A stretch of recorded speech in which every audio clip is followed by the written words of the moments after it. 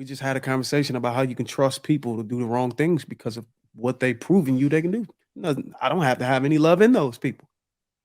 If excuse my language, if freaking Donald Trump becomes president in 2020, whatever, I don't love the guy, but I trust that he's gonna get on the fucking mic and be a dickhead. It doesn't require any love. So if you use that going into relationships, a lot of times women usually do that going into relationships. That's how you get finessed. You gotta make these men prove to you that they're worthy of you getting into a committed relationship. You can't just go in there like that. So To be with a woman that I trust over a woman that I love. We have people that we love. We have people that's in our lives that we love that we don't trust. You can have an uncle or aunt that's on drugs, and you can be gone. You can run to the store and they can come over your house. You call home like, who's there? Uncle Bobby here. My aunt Anna here. They be like, I'm on my way back. You know why? that's funny. You love them, but you don't trust them. Yeah. So remember this: it's people that we love that we don't trust. That's why I say trust. It trumps it all. All right, is trust more important than love? I'm going to go to you, Enos. Then we go to Fee. Absolutely. I think you can't even start to build love without trust. It's that foundational thing. Um, sorry, Bruce's face totally threw me off. Um, I think, and let me explain, right? Because like that totally threw me off. I think that there's this misconception of like feeling affection or warmth towards somebody, especially when it comes to family. Then that means that there's love there. Sometimes it's just obligation that we're told is love. I don't think you can actually build love without trust.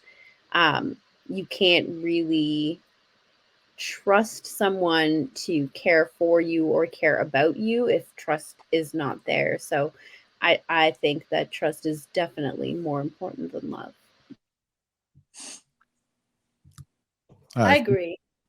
Oh, sorry, I agree. I think without with love without trust is what makes people crazy. Like you see those obsession, YouTube videos of people killing each other because like they don't trust each other, but they love each other so much, but just don't trust you, and it can't work. I don't think it can go hand in hand. Okay. Bruce, I seen you shaking your head. Yeah.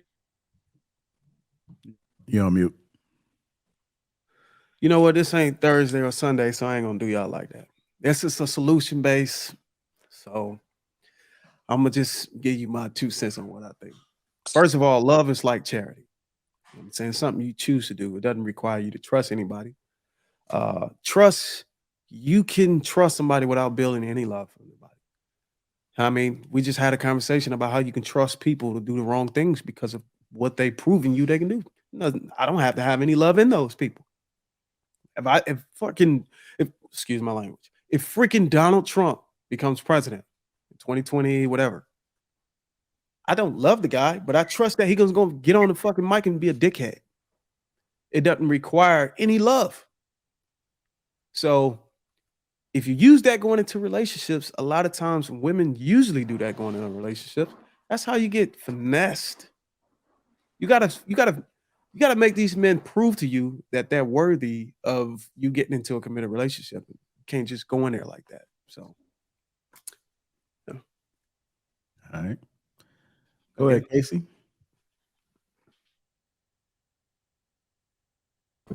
Woosah, Casey. No, I'm good. No, yeah, I mean, trust in a relationship or in family, you really can't function in a healthy way if there's no trust.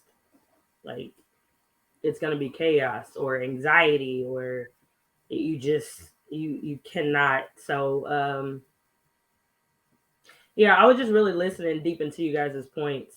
I wasn't ready to talk, JR.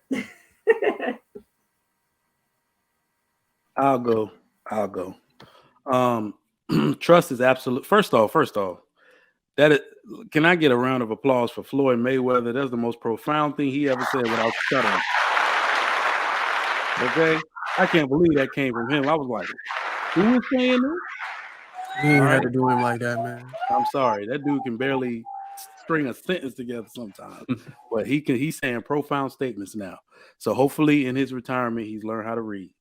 All right. So, but he made a very profound statement. Trust is absolutely more important than love because love is fleeting. All right. These are very important lessons that people need to learn and relearn so you can establish the good foundations for maintaining relationships. Now, one person I know out here has a problem getting a relationship, but staying in one and maintaining it seems to be the world's issue right now. And that's because most people have a false sense of what trust is, right? They believe trust is that whole trust where somebody violates one thing, which they always will, and now trust is lost, right? And they were hoping, they're still on that Disney, love is all you need. Love is no. You need to have a good foundation of your understanding of trust. Like me and Bruce have been saying this whole time. You need to trust 100% in the nature of people. You need to trust that they're going to be reliable. You need to trust that they're going to be dependable. Trust their character, right? Not what they say. Trust their actions, right? When you do that, you will have a foundation that is not easily broken because you can also trust that you can't find that person and create that bond that easily if you go back out there on the dating market, right? So I've only been married 4 years, all right? And I can tell you right now that I don't want to leave my wife and spend another 2 years trying to build a woman up good enough to marry, right? So yeah, I trust everything about her. Even before I married her, I made sure those things were in place, that I was confident in her abilities to raise children, to adequately take care of me, to handle business in this home and be my proxy when I can't speak. I had the, foresight to understand all of that stuff, that this woman was good for me in those ways, right? If she does something that's conniving or, something that wives tend to do, I trusted she was going to do that. I know that's in a woman's nature, right? If she nags at something I did, I trust she's going to do that. That's in a woman's nature. So I've really pushed people to have a good understanding of where trust comes from. And don't ask any of your peers because they don't know. Get this game from the baby boomers. Get it from people that got time in, 40-year marriages. How did you make that work? Not even these like therapists and stuff that be out here just talking. Go to the people who've done it. I'm surprised y'all women ain't really like going out to bat for this, like ain't backing what he's saying, because a lot of y'all getting in relationships and y'all love these guys, knowing they doing y'all dirty or whatever y'all whatever y'all call it. Y'all don't trust them, but y'all still love them. Y'all still take care of them. Y'all still feed him. Y'all still wash his dirty laundry. You love the hell out of this guy, but you don't trust him. So that is an example that you can actually love somebody without trusting them. I think that depends on your definition of love, because to me, that's not love. It's not. And here's the I know you're shaking your head, right? But let me explain myself. Give me 30 seconds. Women get infatuated with the dream that a man sells them. And they spend so much time fighting and pulling and pushing to reignite that dream and make that a reality than dealing with what's actually in front of them. That's not love, because they're refusing to acknowledge who that man is showing them he is. And if you do not know, that's not love. So you say they fall in love with the dream that a man sells them. Yep. So can you give me an example of what a man sold you that was a dream that never? Because from my understanding, when we say, hey, look, we're going to provide and protect for you, that's not a dream. Yeah. I'm with Bruiser. I don't believe men sell dreams. I believe women are the ones who sold the dream to themselves. I think that's really easy to say from like your experiences with with women, right? So your experience is not being in Trigger Mike. relationship with men. And if we're honest, like what I'm saying is not out of the norm, out of the ordinary. Like this is a common thing that keeps coming up with women, right? Men Yeah. and their representatives, men and like, you know, the dream of marriage, the dream of a long partnership, the dream of what that's going to look like, but the Yeah. reality of things isn't adding up to what was sold to them, right? So- Like, Men this don't is tell we you look this at- dream. Hold on, as hold on. women- Hold on. Oh, You sorry. want to get to them? Let me Get to land. Fee. Give me just Go to Enos then Fee because Yeah. she hadn't been talking. Go ahead. Go ahead, Enos. thank you. Like I get it, right? Like women are not taught to vet properly, right?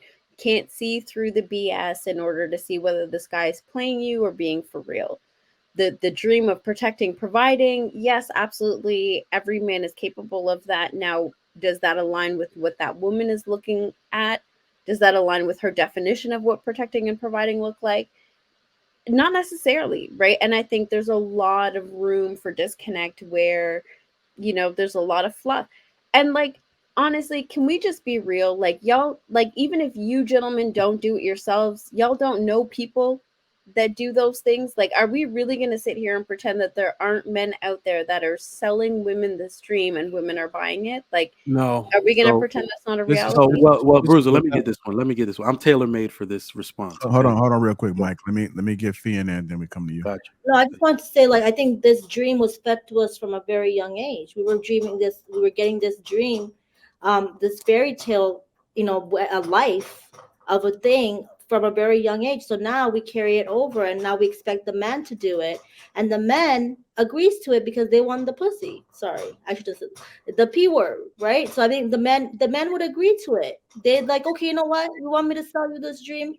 Here you go, take it. But this is how you want things. And then when they don't fulfill it, because the men think now they can fulfill this dream, this big dream, but then it's too much. It's too much on their plate. They can't do it. So now the woman is disappointed. So it's like a cycle.